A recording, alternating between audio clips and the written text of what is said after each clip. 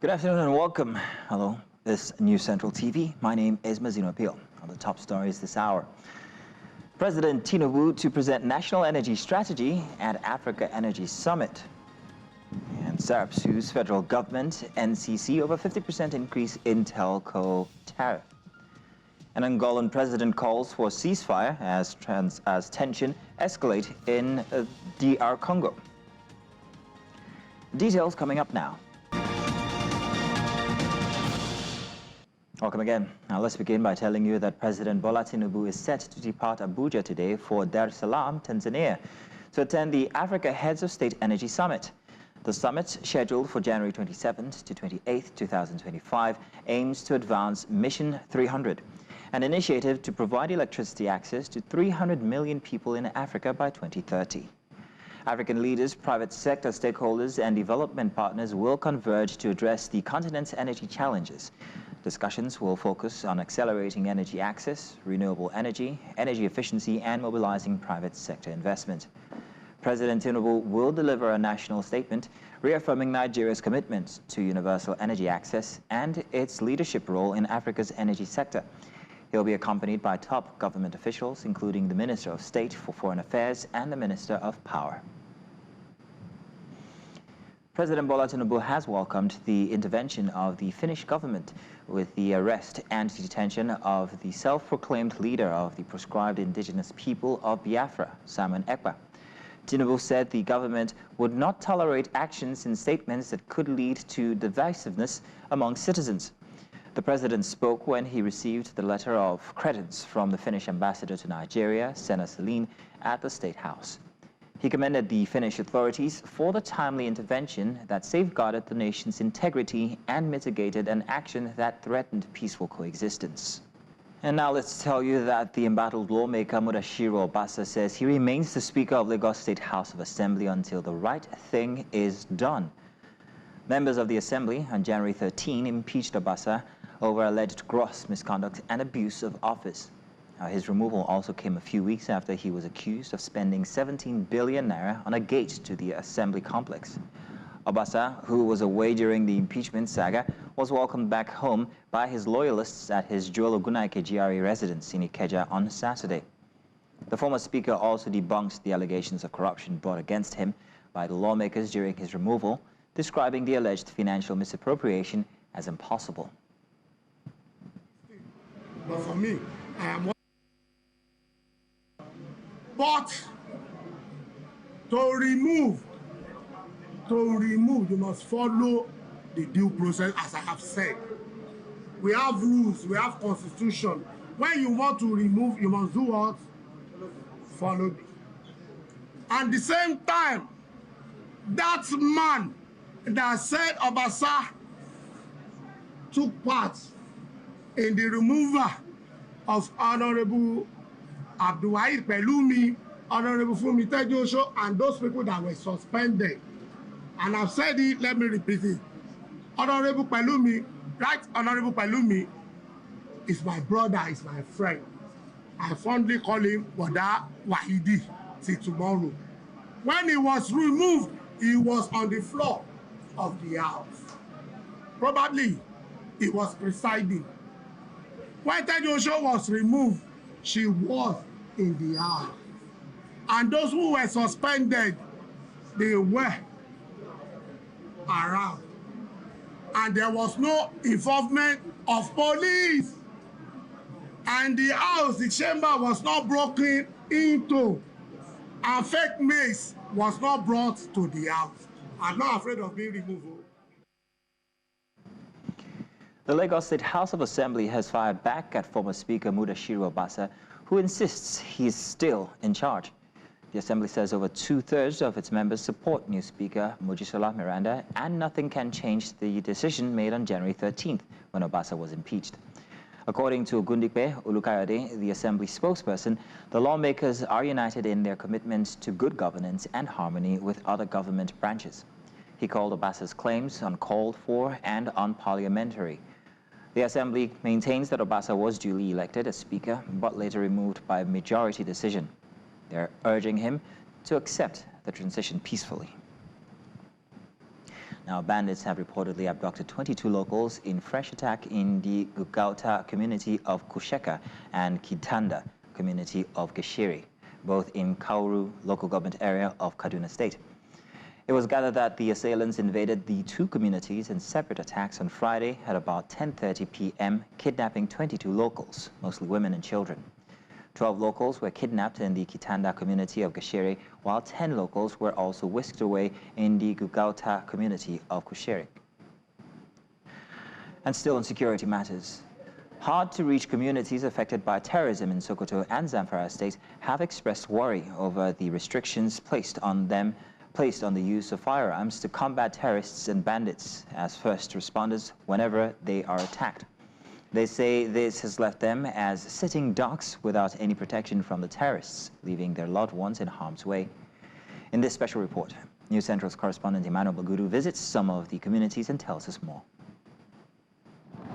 Accessing terrorist-affected communities in either Sokoto, Zamfara or Katsina State, even by security agencies, is a Herculean task. News Central's crew had a feel of this reality as it sought to get answers from those affected by the insurgencies firsthand. The visit took us to Sabon and Isa in Sokoto East, Silame, Wamako and Tangaza local government area in Sokoto North, and Maradan, Maru and Zurmi local government areas of Zamfara State. One citizen who has been affected by the insurgency is Umaru Dogo, who has lost his entire family to a mistargeted airstrike at Gidansama village in Sokoto State, expressed his displeasure at the military for labeling him a member of the Lakurawa terrorist group. I am just a farmer. I am suffering looking for what to eat when this Air Force jet bombed this place. My entire family lost their lives. My neighbors then came to help me pick the bodies to bury. Then ground troops came to open fire on us, injuring 3 people. After that, they invited me to come and explain myself. I did, and they threatened to throw me inside the fire from the bomb. We also sought to get reactions from the Nigerian military over the unfortunate event, which left many dead as Air Force fighter jets sought to neutralize Lakurawa bandits. Even when we clear an area, we have to pull out to other areas. So the state infrastructure needs the institution. They need to improve. They need to be on ground. The local government chairman need to stay there. You cannot be local government chairman of Tangaza and then you'll be operating from Sokoto. No. The issue of road deficit is addressed, and once that is done, I'm sure it's going to help in improving the security situation within the Northwest region. The visit also took us to Gongono in Tangaza local government area of Sokoto State. Stakeholders here at the community expressed their views on the war against terrorism. So when they come, they say they want to save our people. You know, a local man, when you say you will save him because of these terrorists, they will accept you. But later, they understand that they are all the same because they will put their animals inside your farm. So they are all the same to you. That is why they accepted them before. But later, they ran away from them. There are a lot of sympathizers and also informants. Before we go out of any operation, these sympathizers and informants usually call and inform the terrorists about our patrols and whereabouts.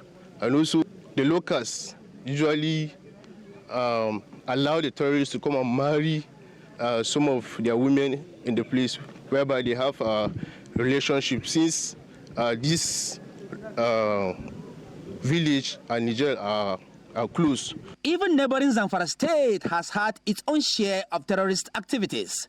While the government is implementing a homegrown solution, its local vigilante groups believe that with more support from the military, much can be achieved. Everyone here, both young and old, has a gun. Once these bandits invade us, everyone swings into action. And if it is your time to die, you know you have tried your best.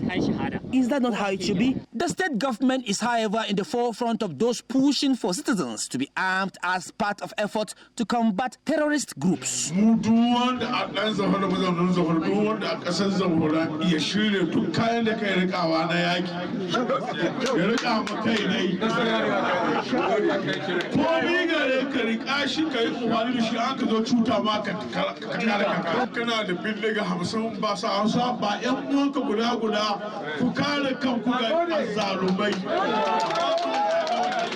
While the northwest region of the country continues to suffer the effects of terrorism, many here say there is much expectation from government to help end the menace. In Gusau, Zamfara State, for News Central, I am Emmanuel Bagudu.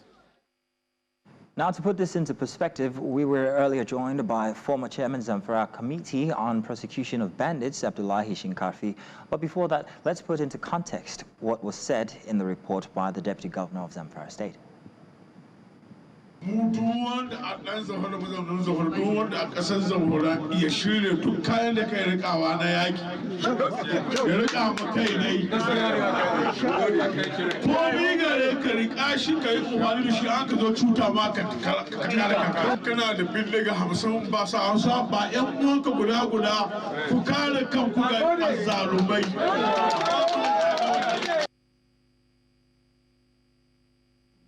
Arms handling, based on what the deputy governor has said, it lies under the Firearms Act of 1959. So for government calling the citizen to arm themselves, the deputy governor is referring to use of locally fabricated guns. I'm not holding brief for the deputy governor, but the Firearms Prohibition Law of 1959 is very clear on who are entitled to possess firearms. You are not allowed to use any firearms unless and until it has been licensed by Mr. President or Inspector General of Police. And the penalty for illegal possession of firearms was clearly spelled out on the Firearms Prohibition Act. Now let's take a break, and when we return, federal government begins measures to stop recurrence of tanker explosions. Details will come after. Welcome back. The Socio-Economic Rights and Accountability Project, SERAP, has filed a lawsuit against President Bola Tinubu's administration and, of course, the Nigerian Communications Commission, the NCC, over the recent 50% increase in telecom's tariff. The NCC's approval of the tariff hike raised the cost of 1 minute call from 11 naira to 16 naira 5 kobo, and 1 gig of data from 287 naira 5 kobo to 431 naira 25 kobo, and SMS charges from 4 naira to 6 naira. SERAP argues that the hike infringes on citizens' rights to freedom of expression and access to information as enshrined in the Nigerian Constitution and international treaties. The organization is seeking a court declaration that the tariff hike is unconstitutional and an injunction to halt its implementation. The lawsuit also alleges that the NCC failed to consult key stakeholders, including the Federal Competition and Consumer Protection Commission, before implementing the hike. And the Economic and Financial Crimes Commission has honored one of its personnel, Aminu Salisu, an assistant superintendent who was allegedly killed by a suspected internet fraudster on January the 17th, 2025. The chairman of the EFCC made this known during a ceremony to honor deserving staff of the commission as he renamed the EFCC's training academy after Salisu. He says that the commission will remain undeterred in its fight against financial crimes and warned staff of the EFCC to refrain from actions that will tarnish the image and reputation of the agency. The Nigerian Senate has accused the federal government of double standards in addressing illegal activities, tackling oil bunkering aggressively while being lenient on illegal mining. Senator Adams Oshiomhole, chair of the Senate Committee on Interior, raised the concern during a budget presentation by Senator Samson Ekong, chair of the Senate Committee on Solid Minerals Development. Oshiomhole warned that economic diversification would remain elusive without decisive action against illegal mining, blaming influential figures, including retired generals, for complicity. Ekong emphasized the need to increase the ministry's capital budget to 539 billion naira for 2025, calling the initial 9 billion naira allocation grossly inadequate. Any part of Nigeria where you don't have solid minerals, even in the south.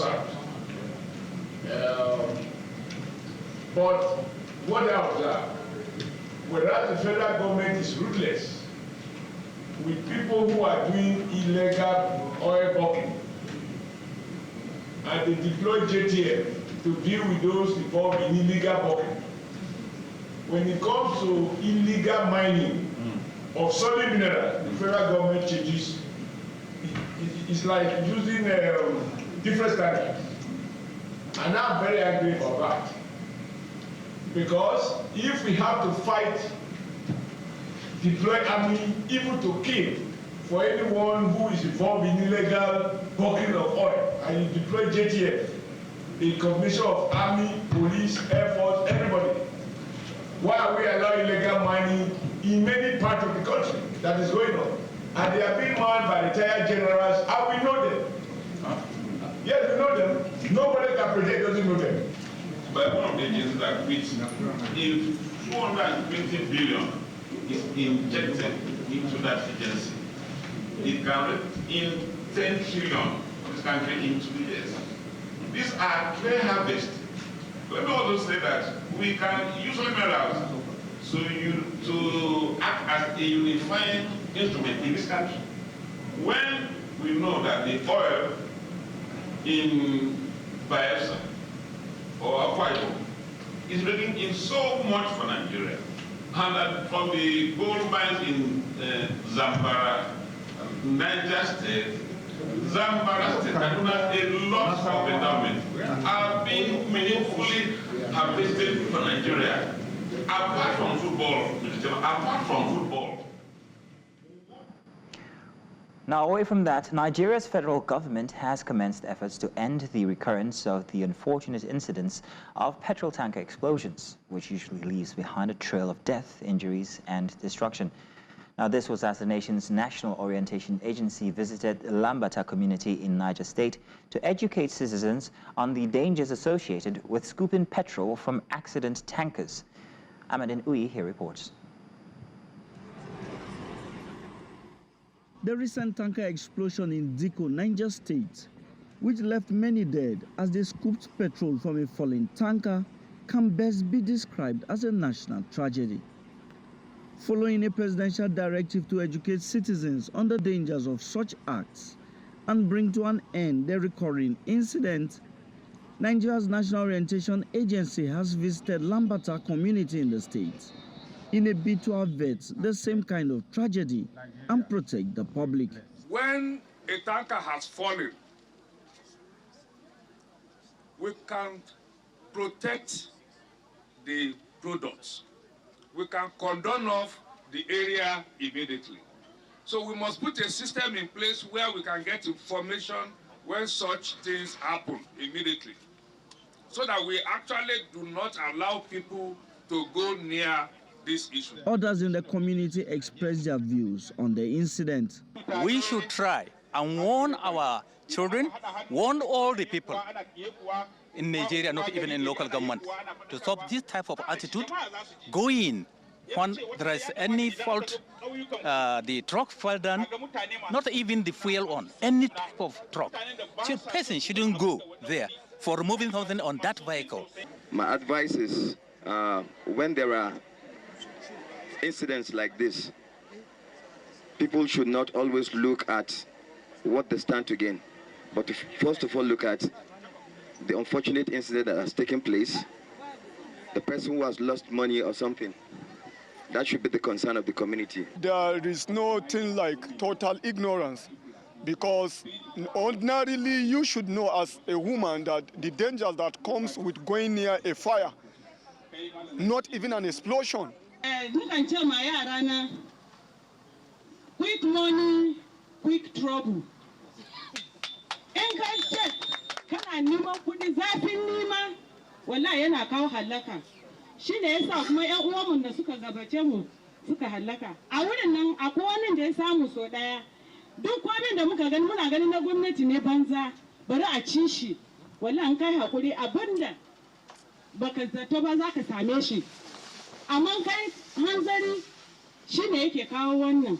The NOA says that its campaign to prevent tanker explosions, which usually leads to the death of citizens, has commenced across the 774 local government areas of the country.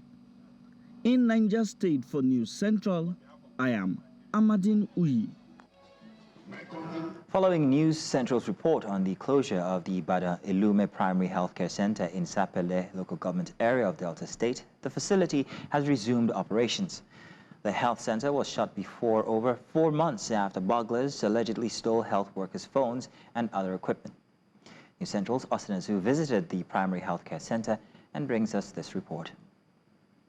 Before now, the entrance to the outpatients hall was closed by the medical officers here at Ibadan Elume community. But right now, the door is wide open to accommodate patients that will be coming to seek medical attention. Since when I see anywhere they run, they come. Everywhere closed. No nurse, no doctor. Just they manage the place, but now it all day okay. Much I will feel them because I register for here. So when they come out, they will not coffee, they come here. Thank you. Others expressed gratitude for the return of the health workers to their post. I think the government have done the needful. We are grateful to the government, especially the governor, Governor Sheriff of Boriwori, for taking the right steps that was needed to be taken. Even the matron is trying, he attended to the patient appropriately. I see she has good manner compared to before. These individuals commend News Central TV for amplifying their voices when health workers went on strike and for facilitating their prompt return following a news report on the health center's closure a few weeks ago. Thank you, News Central, for your intervention and what you did to actually make these people come back for us. We're happy and we're grateful to you. Thank you very much. News Central, I have to thank you people for the job that you have done. At least before, this place was abandoned, but as at now, the place is going well. The development is a fallout of your very detailed and elaborate report about what transpired there some months back. I think I saw that report. It actually moved the government.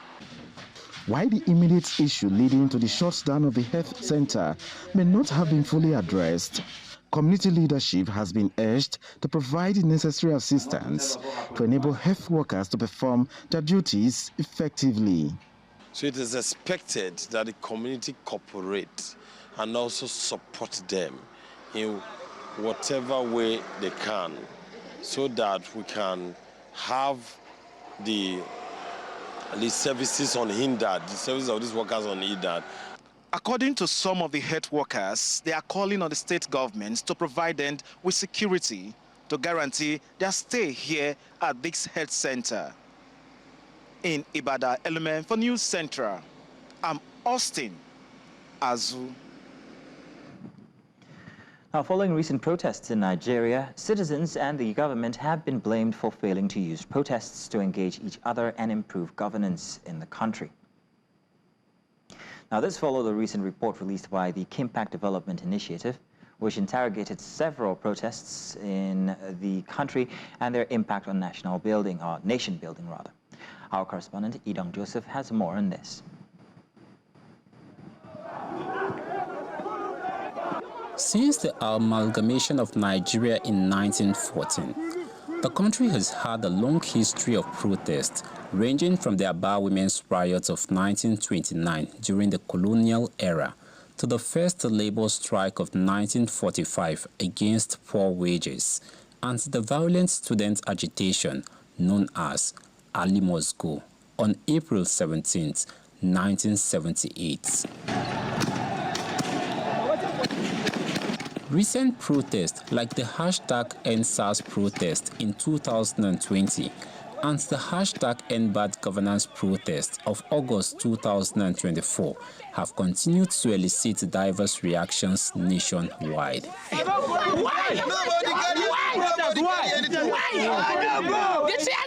While these civic actions have played a significant role in shaping Nigeria's political and socio-economic landscape, the factors that drive protest, however, continue to persist. Because in Nigeria, and it has not been appealed against in AMPP and AIG of police, IGP of police, yes, has ruled that it's a right, constitutional right for Nigerians to protest. To assess and understand the drivers of protest in Nigeria, particularly the recent #EndBadGovernance protest of August 2024, stakeholders from across various sectors have converged on the nation's capital, Abuja. What I have also realized over time is that there are always suspicions around protests.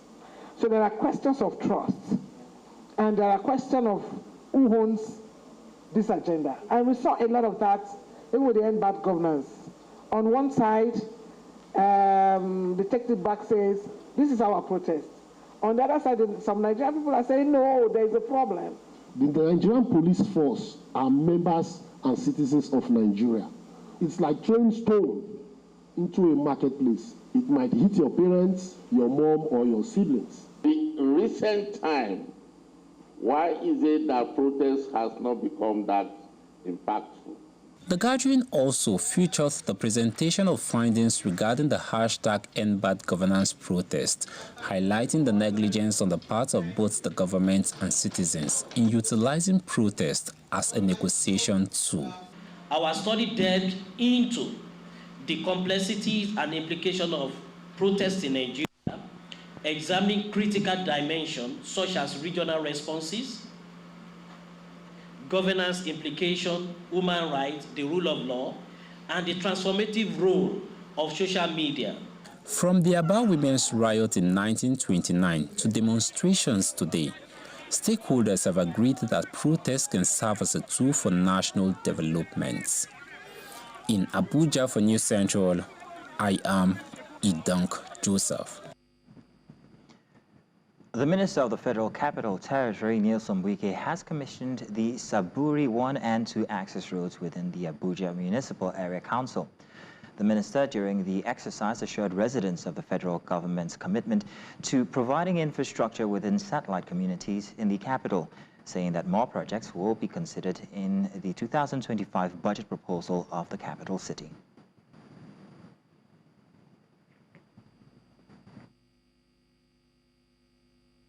I have assured you, under President Tinubu's administration, every part of Abuja will be touched. We are not going to concentrate development only in the cities. We must carry development by the directive of Mr. President to all the communities. And that is why since Monday, the 20th of January, this is the 6th day we have visited all the area council. And I want to assure you, in this 2025 of our budget, every area council will have one road project. Coming up, Rwanda-backed M23 rebels advance towards Goma, a key city in DR Congo Eastern region. This and more coming up shortly after the break. Do stay with us.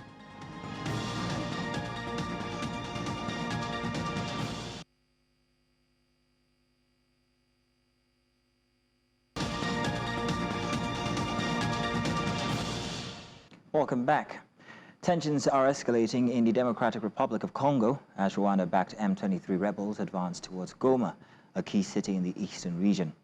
General Sylvain Ikenga, spokesman of the DRC Army, warns that Rwanda is determined to seize control of Goma, which is home to over 1 million people.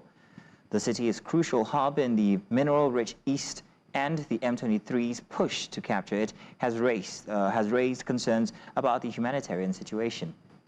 The conflict has already replaced thousands of people, with many more caught in the crossfire.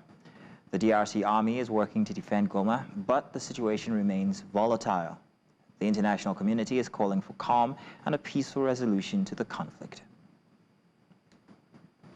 Le Rwanda est déterminé à s'emparer de la ville de Goma, mais non vaillant FRDC, non vaillant Ouazalendo, les patriotes appuyés par Sami DRC et la MONUSCO, eux aussi sont déterminés à défendre bec et ongle la ville de Goma, à repousser l'ennemi, et ce qui est fait, et pourquoi pas à les bouter hors du territoire national. D'ailleurs, And a United Nations armored vehicle has been destroyed in Nzolu, North Kivu province, amid escalating violence. Meanwhile, 3 South African peacekeepers have been killed in Eastern Democratic Republic of Congo, where intense fighting has erupted between the Congolese army and Rwandan-backed M23 rebels. The fighting has persisted despite international calls for M23 to halt its advance on Goma, a strategic city in the east with over 1 million residents. Angolan-led peace talks have failed, and M23 fighters backed by the Rwandan army have advanced towards Goma in recent weeks. The European Union has condemned Rwanda's military presence in the DRC, urging M23 to withdraw immediately, citing severe humanitarian and security risks. Artillery fire continues to resonate near the besieged city.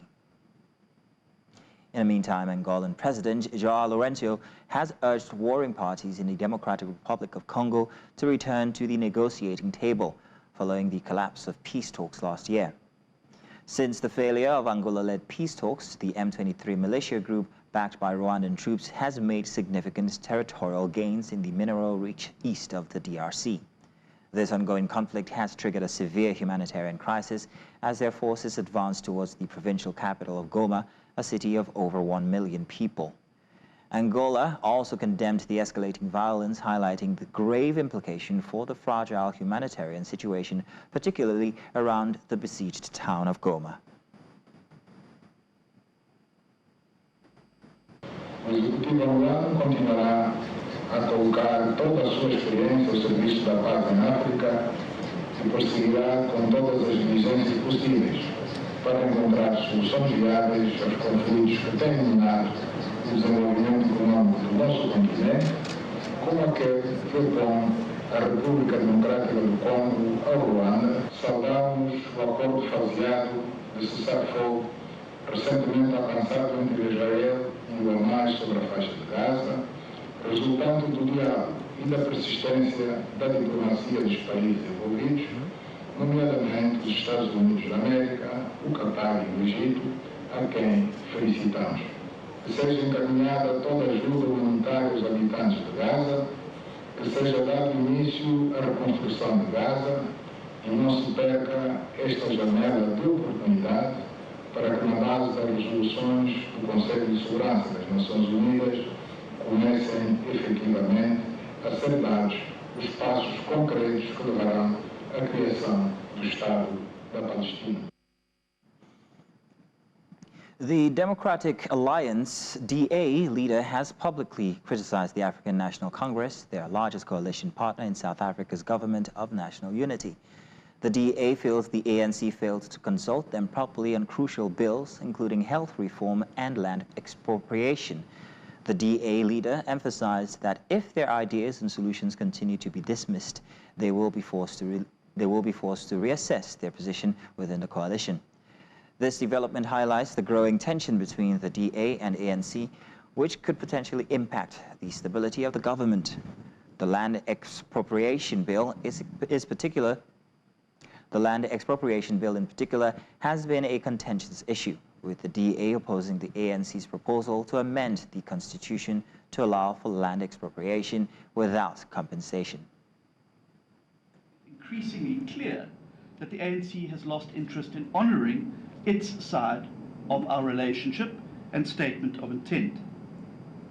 Unfortunately, the ANC has taken to openly disrespecting coalition partners and undermining the very trust upon which a coalition agreement is built.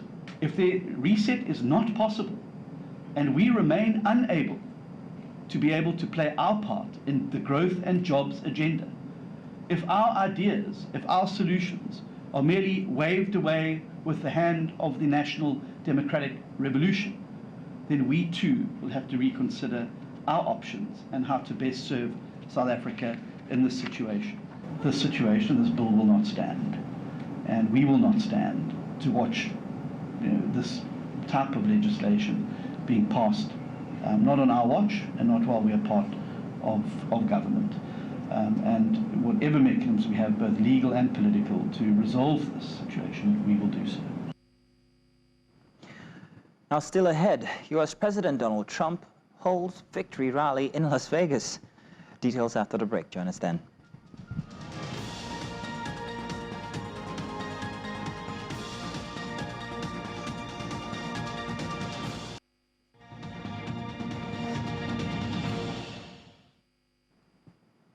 Now, U.S. President Donald Trump wrapped up a tumultuous week with a victory rally in Las Vegas, where he doubled down on promises to reshape American politics and culture. Trump's speech was a feel-good campaign-style event where he thanked Nevada voters for his win in the 2024 election. The president also pledged to make tips tax-free, a popular move in the hospitality industry. This rally came after Trump's visit to disaster sites in North Carolina and California, where he criticized the Federal Emergency Management Agency and threatened to shut it down. Trump's first week in office has been marked by numerous executive orders and proclamations, including the pardoning of hundreds involved in the January 2021 Capitol assault. No tax on tips. No tax on tips.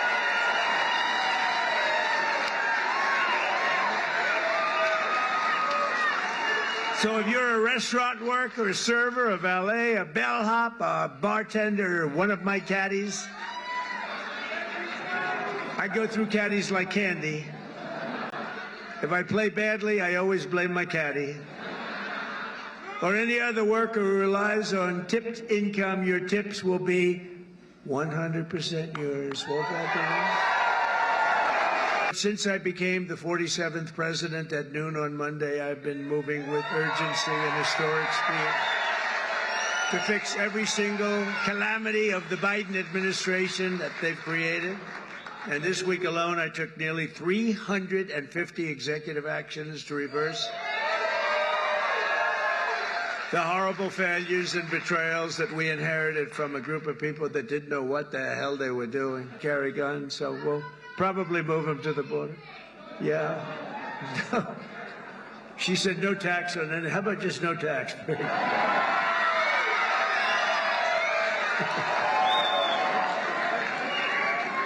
can do that. You know, if the tariffs work out like I think, a thing like that could happen if you want to know the truth.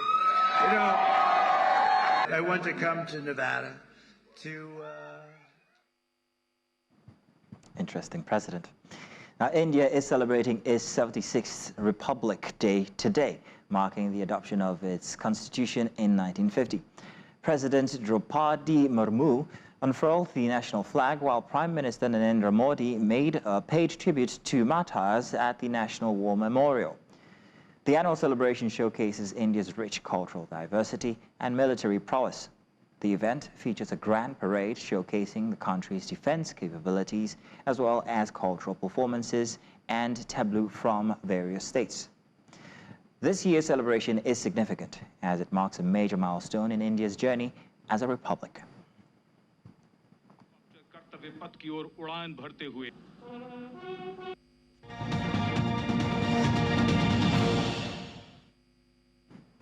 Sports now. Mid-season signing Dambani Alao marked his debut for Sunshine Stars with a brace as they defeated Southwest rivals Ikorodu City 4-3 in a thrilling Nigeria Premier Football League match on Saturday at Ikenne. The game started brightly for the host with Amadou Liman's opener and Promise Awosami's follow-up before Alao extended the lead with a quick-fire goal after coming on. Ikorodu City responded through Shola Adelani, who scored twice, but it wasn't enough to mount a comeback. Alao sealed the win with his second goal in the 74th minute, despite Emmanuel Solomon pulling one back in stoppage time for the visitors. Sunshine Star held on for the 4-3 victory with a solid performance under new coach Abubakar Bala. And Victor Osimhen netted the decisive goal at Galatasaray, claimed a 1-0 victory over Konyaspor. Osimhen fired home the winner from the penalty spot in the 22nd minute. The Nigerian international has so far registered 12 goals in 15 league appearances for the Yellow and Reds. The forward's last 7 goals for Galatasaray have come from penalties. The 26-year-old featured for the entire duration of the game. Okan Buruk's side will be away to Gaziantep in their next league game. Erling Haaland capitalized on a costly error by Chelsea goalkeeper Robert Sanchez to secure Manchester City's 2-1 victory, moving them into the Premier League's top 4. Sanchez's misjudged positioning allowed Haaland to outmuscle Trevor Chalobah and chip the goalkeeper for his 18th league goal of the season. Phil Foden sealed the win late on converting Haaland's layoff for his 5th goal in 4 games. Chelsea had started brightly with Noni Madueke scoring after debutant Abdulkadir Kusanov's early mistake. However, Josko Vardiol equalized for City before halftime. City's win extended their unbeaten league run to 6, while Chelsea's struggles continued, now winless in 11 meetings against City. Kylian Mbappe scored his first hat-trick for Real Madrid in a 3-0 win over Real Valladolid, extending their lead atop La Liga 4 points. Mbappe opened the scoring in the 30th minute with a curled effort from Jude Bellingham's assist. After halftime, he doubled the lead with a powerful strike following Rodrigo's pass. In added time, Mbappe converted a penalty after Mario Martin fouled Bellingham and went sent off. Mbappe now has 15 league goals, 1 behind Robert Lewandowski and 22 across all competitions. Real capitalized on Atletico Madrid's earlier draw while Valladolid remained bottom. Real Madrid shifts focus to Champions League on Wednesday, needing a win against Brest to keep knockout hopes alive. And top seeds Katerina Siniakova and Taylor Townsend triumphed in thrilling Australian Open women's double finals. And that's all this hour. But before we go, let's take another look at some of the major stories. President Tinubu to present National Energy Strategy at Africa Energy Summit. And Serap sues federal government, the NCC, over 50% increase in telecoms tariff. We also told you that Angolan president has called for ceasefire as tensions escalate in the DR Congo. Now, do remember you can watch News Central live on DSTV channel 422 Star Times, channel 274 Able TV, and of course on YouTube. Many thanks for watching. My name is Mazino Appeal.